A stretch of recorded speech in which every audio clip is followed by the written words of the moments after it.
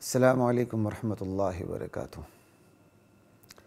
بسم اللہ والحمد للہ والصلاة والسلام علی رسول اللہ، اما بعد۔ خواتین و حضرات، پیمانہ زندگی کے ساتھ خلیق الرحمن آپ سے مخاطب ہے۔ آج کی نشست میں ہم دو اہم ترین حقیقتوں کی طرف توجہ دلانے کی کوشش کریں گے، اور وہ جو دو اہم ترین حقیقتیں ہیں ان میں سے ایک حقیقت یہ ہے، فہم دین کی سمجھ جو ہے، فہم دین کا ادھورا نہیں بلکہ مکمل ابلاغ ضروری ہے۔ یعنی آپ نے خالص دین کو سمجھ لیا، اب آپ نے اسے آگے ادھورا منتقل نہیں کرنا، مکمل۔ اس پہ ہم بات کریں گے۔ اور پھر فہم دین میں انقطاع نہیں ہے،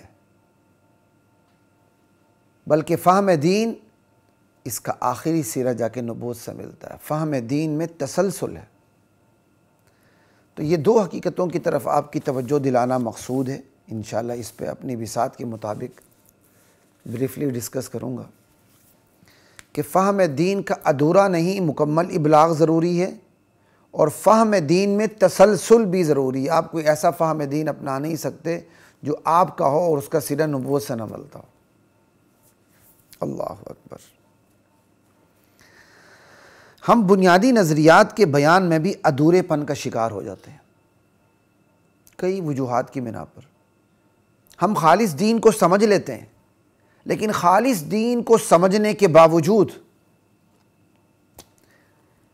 لا الہ کا صحیح اور حقیقی مفہوم سمجھنے کے باوجود لا الہ کا حقیقی مفہوم بیان نہیں کرتے۔ ہم عام تبلیغی بھائیوں سے کیا گلہ کریں، وہ تو بیچارے 6 نمبر میں بند ہوتے ہیں۔ اصل کام تو علماء کا، یہ علماء نہیں کرتے، عوام کا نمبر تو بعد میں آتا ہے۔ لا الہ کا حقیقی مفہوم بیان نہیں کرتے یہ لوگ۔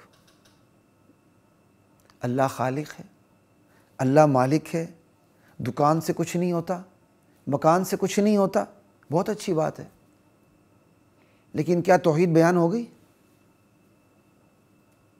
اللہ خالق، اللہ مالک، اللہ رازق کی تو مشرکین مکہ بھی تسلیم کرتے تھے۔ ہمیں پتہ ہے کہ لا الہ کا اصل مفہوم کیا ہے،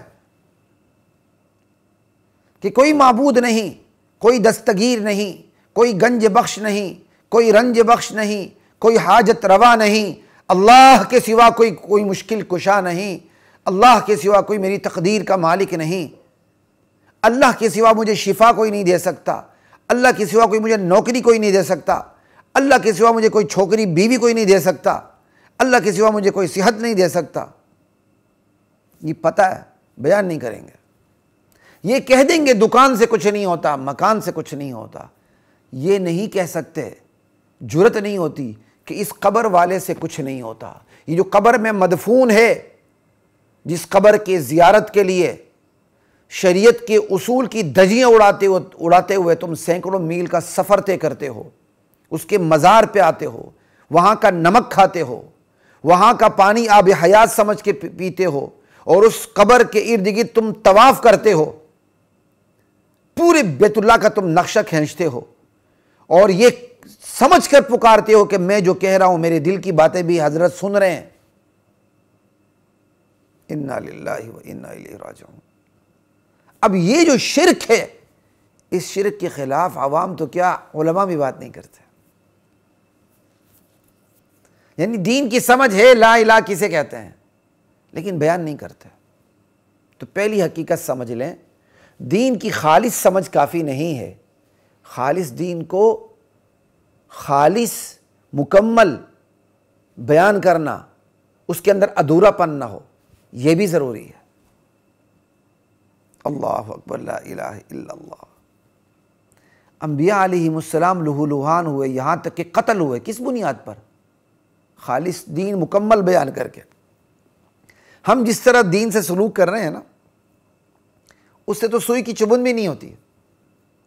ایک تبلیغی بھائی فوت ہو چکے ہیں، بڑے اچھے ساتھی تھے، اللہ ان کی قبر کو نور سے بھر دے۔ انہوں نے ایک دفعہ کہا، ہم میں اور آپ میں فرق یہ ہے کہ ہم توحید کو کیپسول میں ڈال کے دیتے ہیں، آپ توحید کو کھل کر بیان کرتے ہو۔ میں آج کہتا ہوں کیپسول میں ڈالی گئی توحید کیپسول میں ہی رہتی، باہر نہیں نکلتی۔ اتنا جگرا پیدا کریں کہ توحید کو اس طرح کھل کے بیان کریں جس طرح انبیاء کرتے تھے، نقش قدم پہ چلیں۔ تو پہلی بات تو یہ ہے کہ ہم دین کو مکمل طور پہ بیان نہیں کرتے، ہم ادھورا دین بیان کرتے ہیں، اور ادھورا دین توحید کے بارے میں ہمارا رویہ یہ ہے۔ اسی طرح وہ پنچایتیں، وہ جرگے، وہ عدالتیں جو اسلام کے خلاف فیصلہ دیتی ہیں، ہم ان کے خلاف بھی بات نہیں کرتے۔ گاؤں کی پنچایت ہے، رسوم و رواج پہ فیصلہ کرتی ہو، ایسے رسوم و رواج ہے جو شریعت کے خلاف ہے، وہاں ہم گونگے بہرے بن جاتے ہیں۔ گاؤں کا جرگہ ہے، رسوم و رواج پہ فیصلے کرتا ہے، قبائلی روایات پہ فیصلے کرتا ہے، اللہ اور اس کے دین کو نظر انداز کر دیتا ہے، وہاں ہماری زبان نہیں کھلتی۔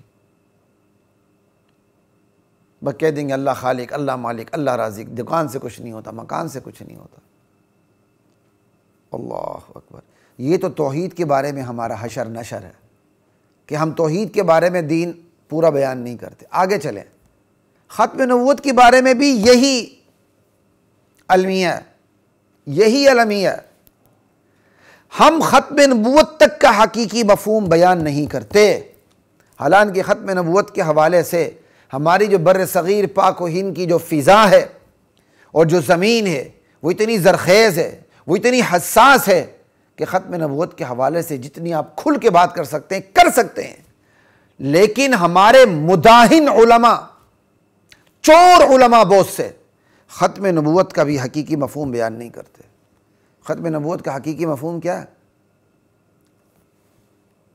اللہ کے بعد کوئی نبی نہیں، اللہ کے بعد کوئی رسول نہیں، بس بھئی اللہ کے بعد کوئی نبی نہیں، اللہ کے بعد کوئی رسول نہیں، مطلب کیا؟ یہ بات کریں نا، اب یہ بات کریں۔ مان لیا ختم نبوت کا مفہوم یہ اللہ کے بعد کوئی نبی نہیں، اللہ کے نبی کے بعد کوئی نبی نہیں، محمد رسول اللہ کے بعد کوئی رسول نہیں، انا خاتم النبیین لا نبی بعدی ولا رسول بعدی ولا امت بعد امتی، صدق رسول اللہ صلی اللہ علیہ وسلم۔ لیکن مطلب کیا آخری نبی اور آخری رسول ہونے کا؟ اگر ایک بندہ کہہ دے ٹھیک ہے میں اللہ کے نبی کو آخری نبی مانتا ہوں، آخری رسول مانتا ہوں، لیکن ان کے بعد اماموں کا بھی ایک سلسلہ ہے جن پر وحی آتی ہے، اور وہ امام ایسے ہیں جو نبیوں سے بھی افضل ہیں، اب بتائیے وہ ختم نبوت کا منکر ہوا کہ نہیں؟ وہ تو مرزا قادیانی سے بڑا دجال ہوا، وہ مرزا قادیانی سے بڑا زندیق اور مرتد ہوا۔ لا الہ الا اللہ۔ اب یہاں ختم نبوت کے مفہوم پہ حرف آ رہا ہے، گونگے، اندھے، بہرے، چور اور مداہن علماء بات نہیں کریں گے۔ کیوں؟ کیونکہ ان کے سٹیج پہ وہ لوگ بھی آتے ہیں ختم نبوت کے نام سے جو صحابہ کے دشمن ہیں، ابو بکر صدیق کے دشمن ہیں، عمر فاروق اور معاویہ اور عثمان و علی کے دشمن ہیں۔ ان کو راضی رکھنے کے لیے وہ ختم نبوت کا یہ مفہوم بیان نہیں کرتے، اور ختم نبوت کا یہ مفہوم تو ویسے ہی بدیہی ہے، بداہت پر تو دلیل کی ضرورت ہی نہیں ہوتی، ایک یونیورسل ٹروتھ ہے، کائناتی سچائی ہے، لیکن قرآن میں بطور تنبیہ دلیل بھی موجود ہے۔